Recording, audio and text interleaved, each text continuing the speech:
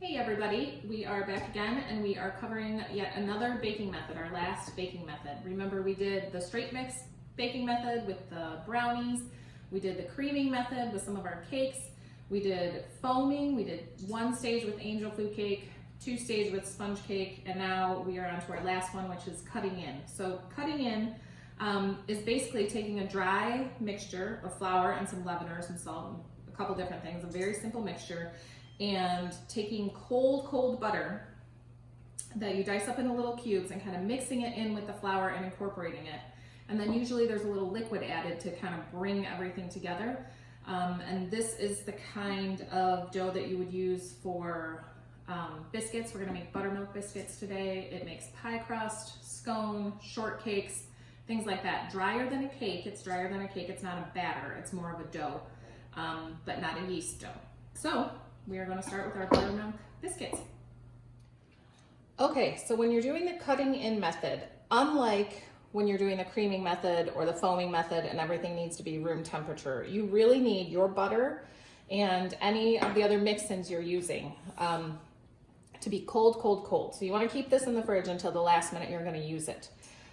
Some people will even put this in the fridge just to get your bowl really cold, or the freezer to get your bowl really cold and your ingredients really cold. We're going to do this really fast, so I don't think we'll need to do that, but I will after we get these biscuits cut and get them on the pan. The pan will go in the fridge for about 10 minutes or so, just because what we're going to do is create layers of dough and the butter, we want it to be really cold because we want it to get the maximum amount of melting and the maximum amount of steam, because that's what's going to help your leaveners and get your big fluffy kind of layered biscuits. That's what makes a layered pie crust, you know, a flaky pie crust, a flaky biscuit, is this cold butter kind of melting into those ingredients. So in this bowl, we have our all-purpose flour, we have some salt, we have a tablespoon of baking powder and a little bit of sugar. If we wanted to make a shortcake, for strawberry shortcake, we would up the sugar and add a little bit of vanilla.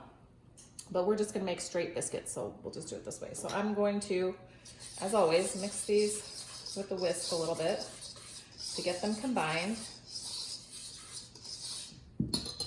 And then I'm gonna take my cold butter. This is 6 tablespoons of cold butter diced, and plop that in. You may have seen a tool like this before. It's called a pastry cutter. You can use one of these if you would like to. And the way you do it is just kind of stab it through the butter and work it in to the flour. But I find, and especially when you're starting out making these things, it's better if you just do it with your hands, because then you get a much better feel for what the dough should feel like. And it's just easier to learn that way. So clean hands, and you're just gonna mush this together, and you'll see I'm kind of breaking up these chunks of butter and working it into the flour. And what you're looking for, and what you will see in recipes, is for the butter to be the size of peas, you know, like green peas, just little pebbles. So you don't want them broken up all the way. The more you break it up, if you break it up past that size, you're not going to get that melt. So you're kind of losing your steam. You will end up with more dense biscuits that aren't as flaky, and you don't want that. Some recipes will also use what's called self-rising flour. There's a brand in particular that you can get around here called White Lily that is a southern flour that is a little lighter on the gluten, and it has some chemical leaveners in it mixed into it, but this is just all-purpose flour for this biscuit. Okay, so you see how it's starting to look a little bit more, the butter's kind of working its way in there. So we'll do this for just a minute more.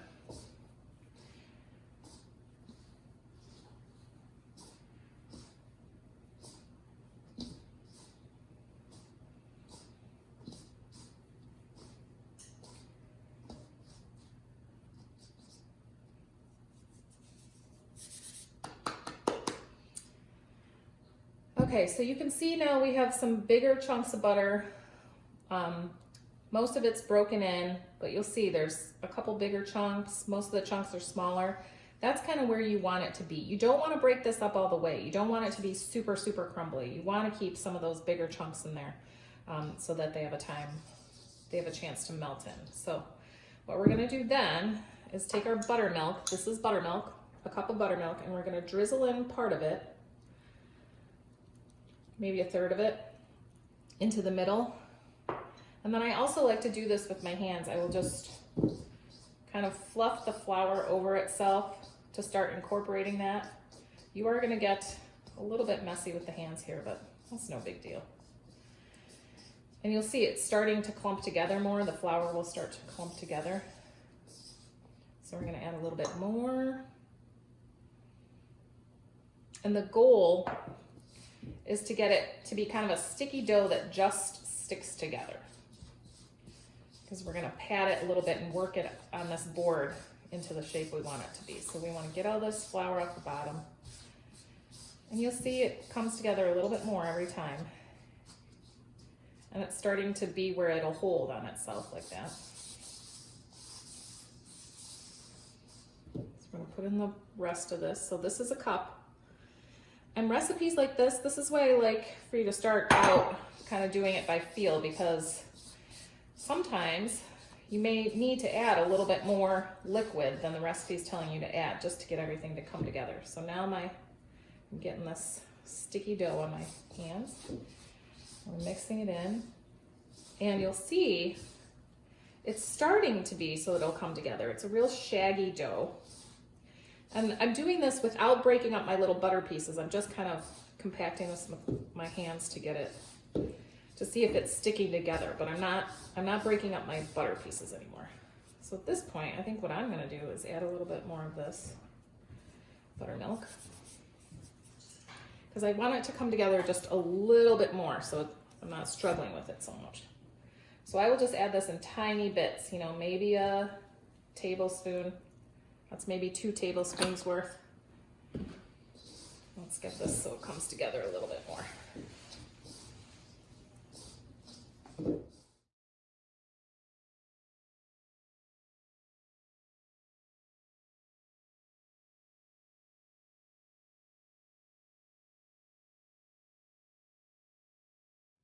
Okay, so now I've gotten it to the point where it will hold together. It's still a little shaggy, and there may be a little bit of dryness on the bottom, but that's okay.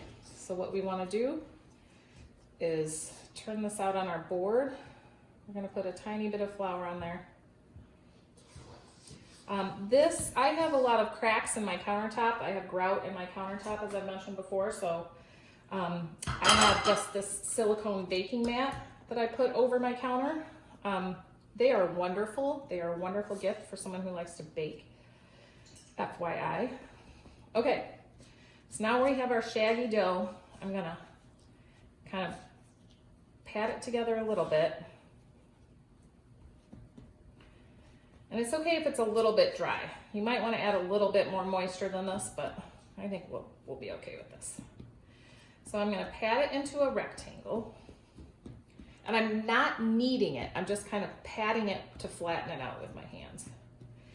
And then for something like a buttermilk biscuit, what we're gonna wanna do is fold this over itself to kind of help create with those flaky layers.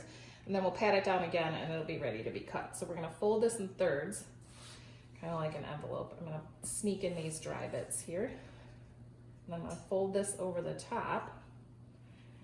And then I'm gonna pat the whole thing out again. And you can see, hopefully, you can see little chunks of butter in there in different places. The lightness of the butter, that's perfectly fine, and that's actually good. And the same with pie crust. We'll be making pie crust next, and you know, those buttery streaks are really what you want to have in there. So I'm gonna pat this out. You can also roll it, but you know, I don't know, I'm the kind of person where if I don't have to add another tool to wash while I'm doing this, all the better. So I pat this down. I'm gonna kind of try to rectangle, you know, sharpen my edges a little bit.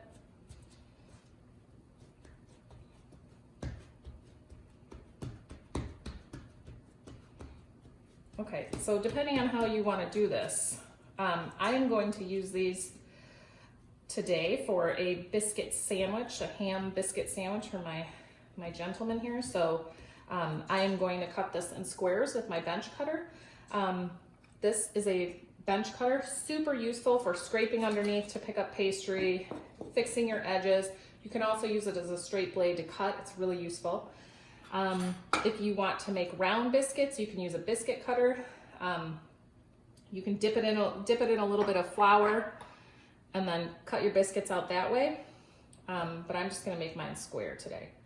So the other thing that you wanna note is whenever you're cutting dough for a cut-in, you wanna make sure that it's a clean cut, that you're not sawing back and forth with your whatever tool you're using. You know, if you're using a cutter, you wanna go straight down and up, you know, because any tearing or kind of roughing of the edges of that is gonna affect your layers coming up as much as they could. So we just wanna keep it nice and clean. So I'm gonna do these, maybe put a little bit of flour on my thing just in case, and I'm gonna just cut right through the middle. And then I'm gonna cut each of mine into 4 squares.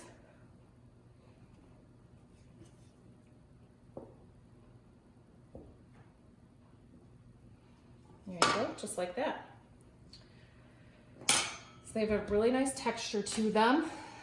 I'm gonna bring my pan here that I have these silicone liners, but you would wanna line it with a piece of parchment or something like that to cover your pan just to make sure they don't stick. And then we are going to put these on the pan. Being careful that I'm not roughing them up. I'm gonna put them on like so. And then there are some recipes, if you're making round biscuits, that tell you to kind of scooch them close together and then they kind of help each other lift up, but we're gonna keep these a little bit separate and see how we do. So they're on here. The last thing I'm gonna do is I have this little mixture of butter, melted butter and cream, and I'm gonna brush the top of these, and what that will do is just help produce that really golden color and kind of a sheen to the top that makes them look really nice. You can also, after you do this, if you're using these for like a breakfast biscuit that you're gonna serve with jam or something like that, you can sprinkle a little bit of sugar on top, maybe a little bit of cinnamon on top. These, since I noted I'm gonna use with a savory, you know, I'm gonna put some ham on there, maybe a little cheese on there. So what I'm gonna do after I brush them with this butter and cream is to put a little herb on top and a little bit of salt. Just things like that always help with presentation. And I think half of something tasting good is something looking good. So I'm gonna do that. So I'm gonna just brush a nice amount of this stuff on here. And it just really helps the appearance. If you choose to omit this, it's fine, and it doesn't affect the result necessarily, but they end up looking kind of pale and they don't brown as much. So this is just kind of a cosmetic. So I've got those brushed. And I'm going to take a little crank of salt on the top of each one. And I'm going to do a little sprinkle of dried thyme. And that, like I said, is just something I'm doing because I'm using it for a savory. And it looks nice. And it goes with the flavor of what I'm putting in it. There we go. We don't have to be perfect about this. And then I have a 425-degree oven that they will go into for about 15 to 20 minutes. I'll check them at 15 and see if they're, see how they're looking, see if they're browned up enough, see if they're rising enough, and then I'll go maybe by 2-minute increments from there. Okay? So we'll check back in 15 minutes. Okay, everybody, we have our little biscuits out of the oven.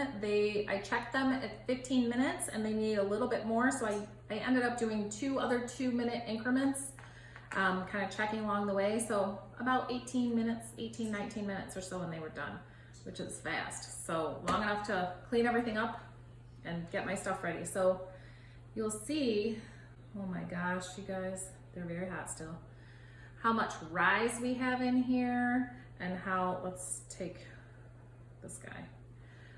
And just kind of when you break apart, you've got these flaky, dough layers. It smells amazing. Like I said, these I'm just gonna split, put a slice of pan-fried ham in there, and that's lunch. But like I said, if you don't put the salt and the herbs on top, if you just want to go with a sprinkle of sugar or something, these are perfect in the morning with jam and butter or cream or whatever you want to serve it with. You can split them and fill them with sliced strawberries and put some whipped cream on top, any kind of fruit, you know, so they can be kind of like dessert, breakfast, dinner, lunch, whatever you want to use them for. Super easy, super fast. Enjoy.